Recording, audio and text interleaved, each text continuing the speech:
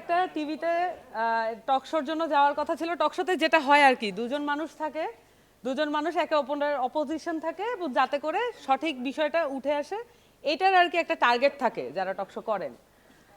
তো আয়োজক যিনি, উনি খুব দুঃখ ভরে আমাকে বলছেন যে উনি আসতে দেরি করছিলেন।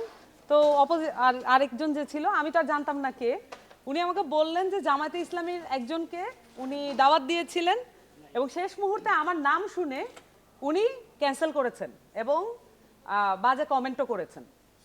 কমেন্ট করে ওনারা এটা ক্যান্সেল করে দিয়েছেন এবং বলেছেন যে মানে এরকম শোতে তাকে আর না ডাকা হয়। সো তারপরে উনি নিজেই এটাতে মানে ওনার সাথে মিসবিহেভ করেছে, তো যে আয়োজক ছিল উনি নিজেই এটাতে আসলে যথেষ্ট মর্মাহত ছিলেন। উনি নিজেই মেনে নিতে পারতেছিলেন না যে একটা মানে উনি বলছিলেন যে আমার রাজনৈতিক ক্যারিয়ারে এই প্রথম আমি এটা ফেস করলাম। সো আজকে ধরেন উনি যখন আবার কথা বলছিলেন তখন আসলে উঠে আসলো যে আজকে রাজশাহী বিশ্ববিদ্যালয়ের একজন সহকারী অধ্যাপক উনি বলেছেন যে বেগম রোকেয়া সাখাওয়াত হোসেন কাফের এবং মুরতাদ। দেখেন, আমরা 5 আগস্টের পরবর্তী সময়ে আমাদের কিন্তু একটা গুণগত পরিবর্তনের জন্য লড়াইটা করতে হচ্ছে, এটা রানিং। আমরা নিজেরাও মনে করি না যে ছাত্র শক্তি বা এনসিপি বা আমাদের নারী শক্তি খুব এমন কিছু অ্যাচিভ করে ফেলেছেন যেটার পরে আর কাজ নাই, বরঞ্চ আমরা মনে করি আমরা এমন একটা সংগ্রামের মধ্যে আছি, এটা কখনো কখনো আমাদেরকে ফ্ল্যাশব্যাক দেয় অফ দ্য আপরাইজিং যেটা হয়ে গেছে। কখনো কখনো আমাদের এই ফাইটটা মনে হয় যে এটা আসলে ওই কন্টিনিউশন, এবং গণঅভ্যুত্থান তো প্রত্যেকের ভিতরে একটা সেপারেট এনার্জি তৈরি করেছে, তাই না? আমাদের আসলে এই এনার্জিটা বিল্ডিং এর কাজে লাগানো উচিত। মানে আমরা বিল্ড করতেছি একটা নেশন, একটা স্টেট, আমরা নতুন করে বিল্ড করতেছি, কিন্তু এই বিল্ড করার আগের মুহূর্তেই আমাদের তাকাতে হয় আমাদের কোন কোন জায়গায় রিফর্ম করতে হবে। আমরা ভেঙেচুরা সবকিছু আবার নতুন করে করার যে উদ্যোগটা, এটা অনেকেই মানে আমার অনেক বিপ্লবী ছোট ভাই এবং বোনেরা আছে, তারা সবসময় আফসোস করেন যে আমরা সবকিছু ভেঙে দিয়ে নতুন করে করলাম না কেন। কিন্তু সত্যি কথা বলতে আপনার রাষ্ট্রের স্ট্যাবিলিটি আবার এটাকে চেক অ্যান্ড ব্যালেন্স করে আপনাকে রিফর্মের দিকে আগাতে হয়। সো দেখেন, আমরা কিন্তু ঐক্যমত্য কমিশনে যখন আমাদের পার্টি অংশগ্রহণ করলো, পার্টি না হলে ওখানে বসার কোনো সুযোগ ছিল না। ঐক্যমত্য কমিশনে আমরা বসলাম, কিন্তু আমরা ওখানে সংস্কার কমিশনের কিয়দংশ মানে হচ্ছে সংবিধান সংস্কার কমিশন এবং হচ্ছে নির্বাচন ব্যবস্থা সংস্কার কমিশনের কিয়দংশ নিয়ে আমরা আলাপ করলাম।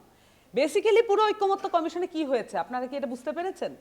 এটা হয়েছে যে পুরাতন স্ট্যাবলিশমেন্টের মতো করে একটা পাওয়ার স্টেকের ভাগাভাগির লড়াই হয়েছে ওইখানে।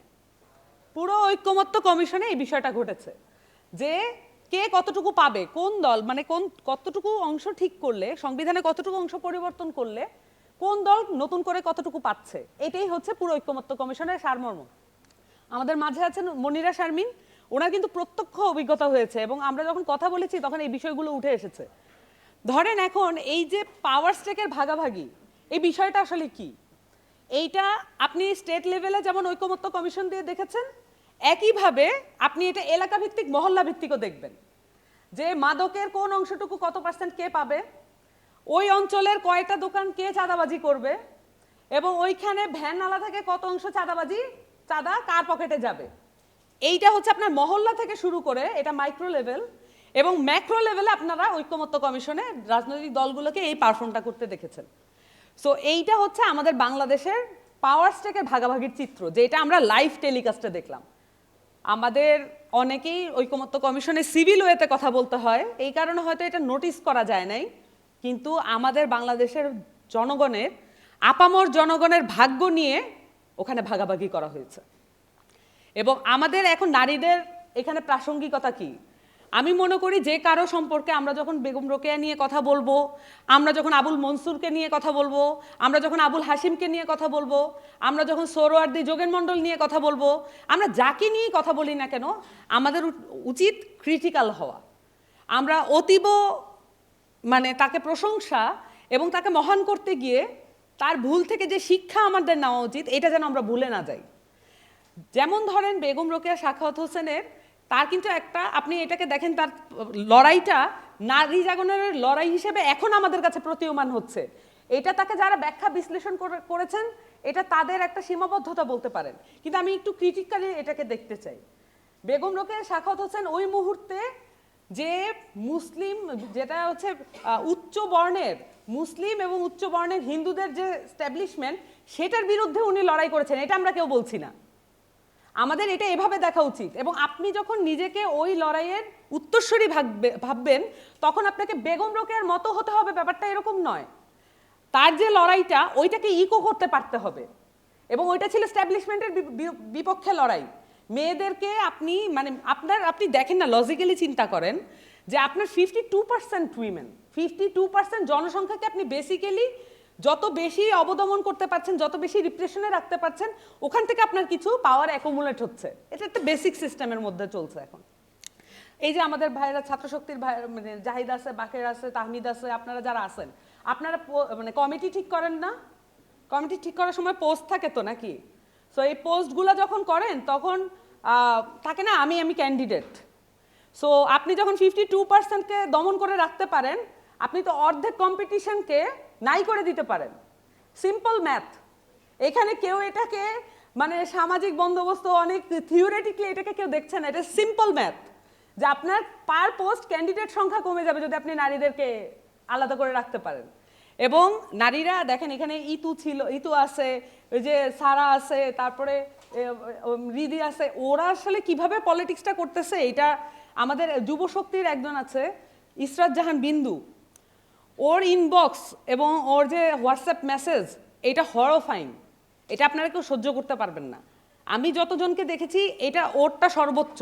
এটা নুসরাতেরও হয়তো এরকমই অবস্থা হবে।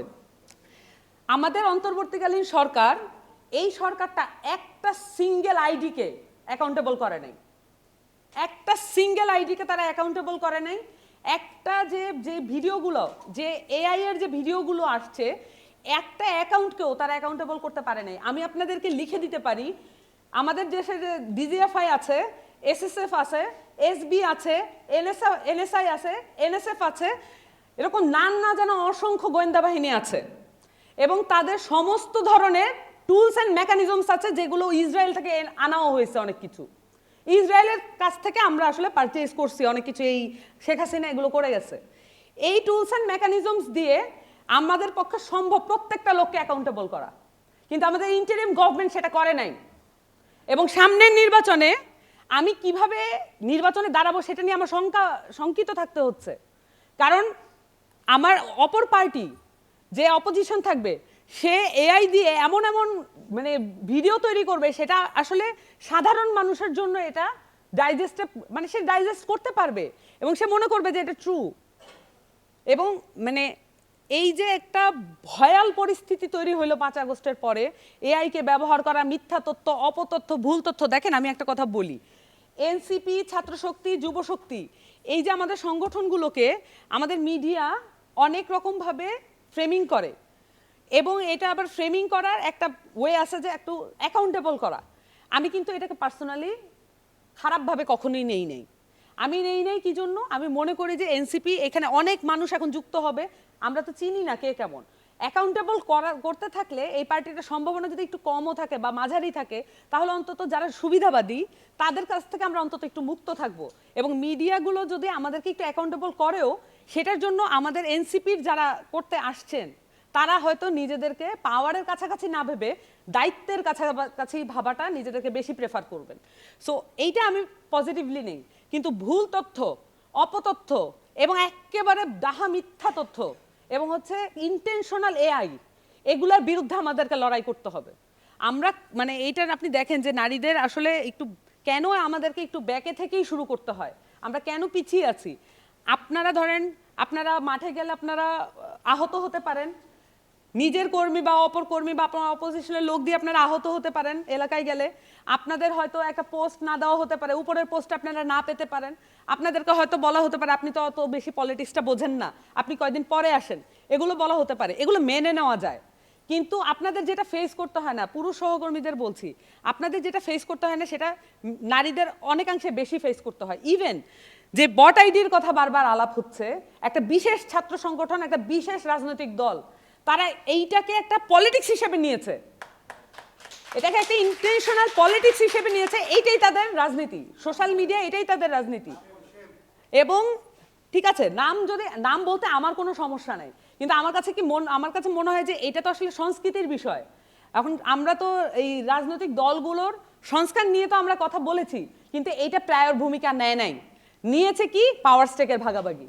আমি আপনাকে ক্লিয়ার করে বলছি যে আপনারা নারীদেরকে সামনে আসতে দেখতে চান, নারীদেরকে সামনে আমরা আনতে চাই, কিন্তু আমি বলছি আপনাকে, যদি আপনারা শক্তিমত্তা, পেশি শক্তি, অস্ত্র, অর্থের এই যে কারসাজি, এইটা যদি আপনারা চেঞ্জ করতে না পারেন, আমরা চেঞ্জ করতে না পারি, নারীদেরকে ডাকবেন না, নারীদেরকে ডাকবেন না, কারণ এটা তার জন্য আরো বেশি এক্সট্রা অবমাননাকর।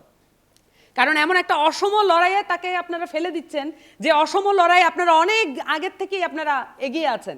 ওই পাওয়ার স্টেকের ভাগাভাগির মধ্যে নারীদেরকে ডাকবেন না। নারীদের আপনারা পাওয়ার স্টেকের এই যে ধুরন্ধতা, মানুষের সাথে যে প্রতারণা, এইটার থেকে বরঞ্চ আপনারা ফেরত আসেন। নারীরা যেরকম দায়িত্বের রাজনীতি করে, দায়িত্বের রাজনীতিটা করেন, তাহলে এখানে আপনারা স্পেশালি আর ডাকতে হবে না নারীদের। আর নারীদেরকে যদি আপনারা ওই পার পোস্ট, পার ক্যান্ডিডেট, আর হচ্ছে আমাদের পার কমিটিতে নারী আসলো কিনা এটা কনসার্ন থাকতে হয়, কারণ এনসিপি নারীদের কথা বেশি বলছে। যদি কমিটিতে কোনো একটা কমিটি পাবলিশ করলাম, সেখানে নারী নাই, ব্যাশিংটা আমাদেরই খেতে হবে। সো আমরা তখন কনসাসলি নারীদেরকে রাখার চেষ্টা করি। এটা কোনো ওয়ে না, এটা কোনো ওয়ে না। আমাদের নারীদের যেমন দায়িত্ব আছে নিজেদেরকে যোগ্যতর করে গড়ে তোলা, আপনাদেরও দায়িত্ব আছে এক্সিস্টিং যে কাঠামো, এক্সিস্টিং যে সিস্টেম, এইটাকে আপনারা পরিবর্তন করার লড়াইটা করতে হবে। আমি আর বেশি দীর্ঘায়িত করব না। দেখেন, এখানে আমরা নারীদেরকে নিয়ে কথা বলছি, নারীদের নিয়ে প্রোগ্রাম করছি। আমাদের এইটা, আমি কখনোই জমায়েত যাই হোক বা যেই অবস্থায় হোক, আমি কখনোই এটা নিয়ে হতাশ না। আমি মনে করি এইটা যদি যেদিন আপনি দেখবেন আপনার রাজনীতিতে 52% উইমেন, যেটা আসল রেশিও, সেই রেশিওতেই আপনি দেখতে পাচ্ছেন, সেদিন বুঝবেন আপনার রিফর্ম কমপ্লিট।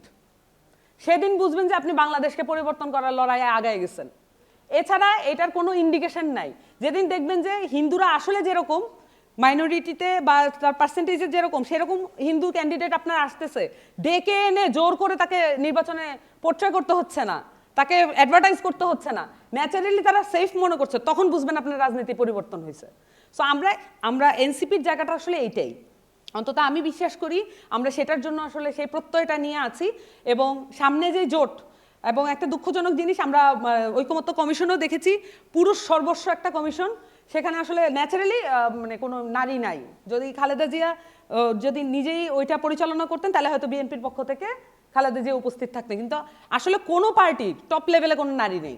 সো এইটা হচ্ছে বাস্তবতা, এবং বাস্তবতা এটাকে আপনার ব্যাখ্যা বিশ্লেষণ করে ক্রিটিক্যালি দেখে আপনার পরবর্তী স্টেপগুলো নিতে হবে। এবং আপনারা যারা সহকর্মীরা আছেন, আমাদের সহযোদ্ধারা পুরুষরা আছেন, আমার ছোট ভাইয়েরা আছে, তারা অবশ্যই এটাকে একটু কনসার্ন ওয়েতে নিয়ে নারীদের নিয়ে আসা এবং তাদের সেফটি এনশিওর করা। তাতে যদি আপনার আপাত পলিটিক্স একটু পিছনেও যায়, তাও আপনারা এই ফাইটটা নারীদের সাথে করেন, কারণ আলটিমেটলি এটা আমাদেরকে অনেক বেশি বুস্ট আপ করবে, অনেক বেশি গেইন দিবে। সবাইকে অসংখ্য ধন্যবাদ। আসসালামু আলাইকুম। আজকে কষ্ট করে অনেকক্ষণ ধরে আপনারা অপেক্ষা করছেন এবং ধৈর্যচ্যুতি ঘটেছে অলরেডি, এটা আমি মোটামুটি বুঝতে পারছি, কিন্তু তারপরও কিছু বিষয় বলি।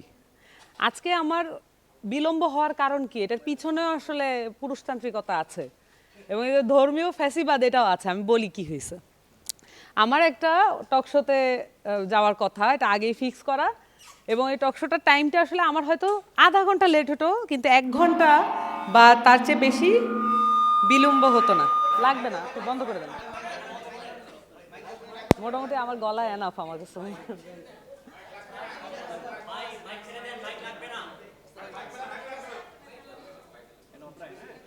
এখন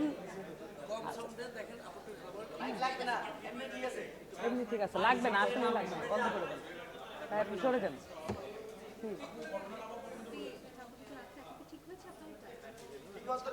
আচ্ছা শুরু করি। আচ্ছা আবার শুরু করি। সো আমার